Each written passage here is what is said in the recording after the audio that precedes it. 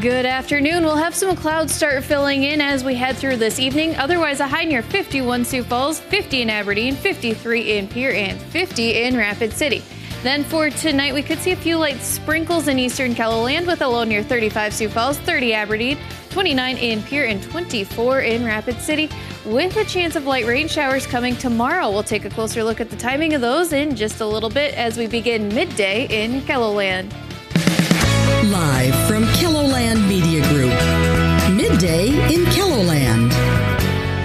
Police identify the man killed in Wednesday's bus crash in Sioux Falls. Plus, the House votes along party lines to authorize the impeachment inquiry into President Biden. I'm Natalie Brandt on Capitol Hill with a look at what this could mean for lawmakers and the presidential race ahead of the 2024 election year.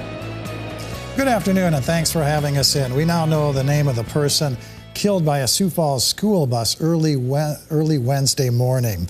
The Sioux Falls Police Department says that person has been identified as a Sioux Falls man, Byron Arturo Cardona. He was 50 years old. The crash happened when a school bus traveling west on 12th Street made a left turn to go south on Garfield Avenue. Cardona was crossing Garfield and was hit by the bus. Local authorities are asking nearby businesses for surveillance video from the time of the crash. The investigation is still ongoing. The Brookings County Sheriff's Department is investigating a field and bulldozer fire from yesterday afternoon. Fire crews responded to a rural field east of Viborg for a controlled burn that got out of control. A neighbor attempted to contain the field fire with a Caterpillar dozer, but soon after that, the machinery caught fire as well. Crews responded and were able to quickly extinguish the field fire and the dozer.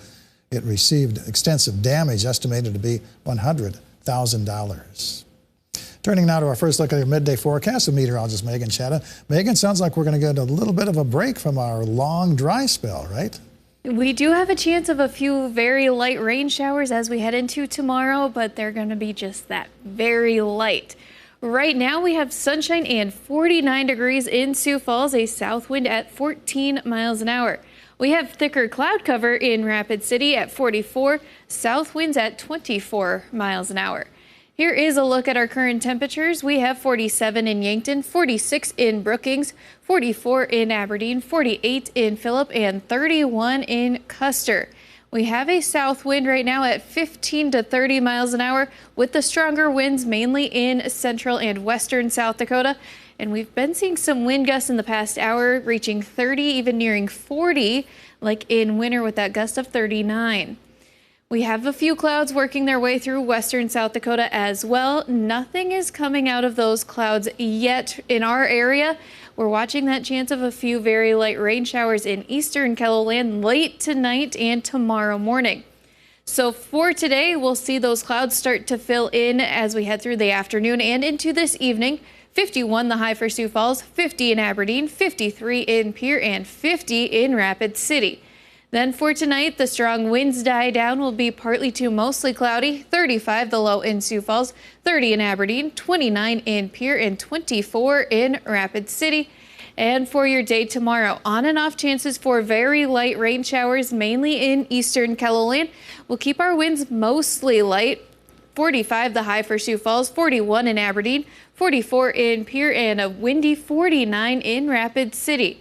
Then coming for your Saturday, the winds will stay light, partly to mostly cloudy skies, and will be a little bit cooler with those highs only in the 30s and 40s for eastern KELOLAND and a little bit warmer out to the west. We'll take a closer look at the timing of those light rain showers in just a little bit. All right, thank you very much, Megan. A classic Christmas tale is quickly becoming a staple of the holidays in downtown Sioux Falls. A Christmas Carol is back at the Orpheum Theater for a third consecutive December. Opening its 9-run show tomorrow night, this year's production will feature a cast of more than 40 local actors. About 50% of returning actors and 50% new actors. So you're going to see returning actors in leading roles like Tom Roberts as Ebenezer Scrooge, Bart Workman as Bob Cratchit, but you'll also see a lot of new energy, particularly in the world of the ghosts. A Christmas Carol opens its day at the Orpheum Theater at 7 o'clock tomorrow night. We'll meet the ghost of Christmas past tonight on KELOLAND News. Well, everyone has their favorite Christmas decorations, whether it's a special wreath or stocking or figurine. But for one former postal worker living in rural Marion, South Dakota, Christmas is all about trains and the elaborate city he's built around them. Steve Bourne started with a train and a few houses on a small card table in 2009. Now his display spans 6 folding tables with the hope of growing his collection even more in the future.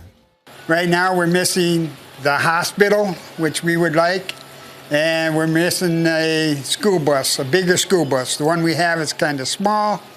Hopefully we can find a bigger school bus. Well, how sharing his favorite kind of Christmas cheer with his neighbors has made this year's display even more special, coming up in tonight's Eye on KELOLAND at 10.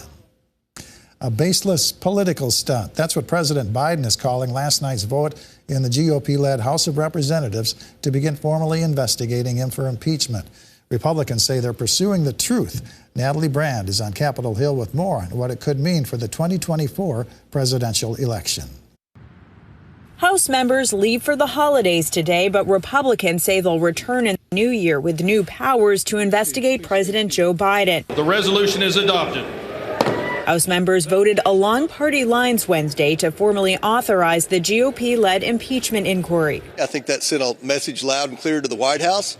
We expect you to comply with our information requests and our subpoenas. Republicans say the resolution gives them more subpoena power in their investigation into the Biden's foreign business dealings.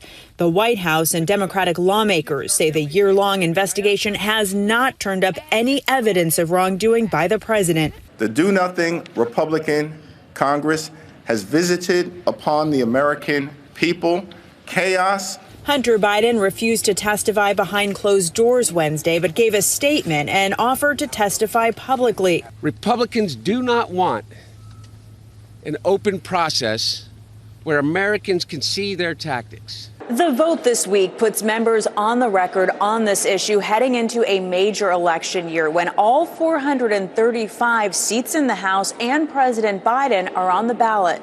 What we're seeing right now is the politics of vengeance. Todd Belt is a professor of political management at the George Washington University. I think the next thing we're going to see is documents and people being subpoenaed and maybe perhaps even some people being held in contempt.